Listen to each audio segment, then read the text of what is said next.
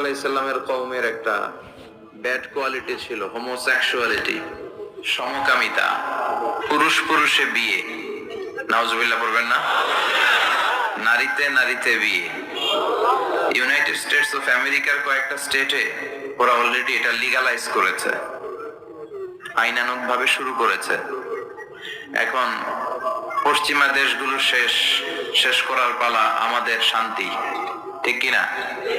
এখন আমাদের দেশেও ঢুকছে রেইনবো, মানে রংধনু। রেইনবো নামে একটা অর্গানাইজেশন, তারা আন্দোলন করতেছে যে পুরুষে পুরুষে বিয়ে করার অনুমতি রাষ্ট্রীয়ভাবে দেয়া হোক।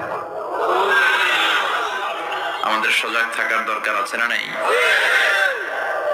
লূত আলাইহিস সালামের কওমের মধ্যে যখন এই বদ খাসলাত বেড়ে গেল, আল্লাহ তাআলা সাইয়েদনা জিবরাইলকে বললেন, যাও, আমি অনেক ছাড় দিয়েছি, আর দেয়া যাবে না। কারণ আল্লাহর একটা সুন্নাত হচ্ছে আল্লাহ ছাড় দেয়, ছেড়ে দেয় না, ঠিক কিনা? সাইয়েদনা জিবরাইল যে ফাখাযাতহুমুস সাইহা, ওনাদের লোকেশন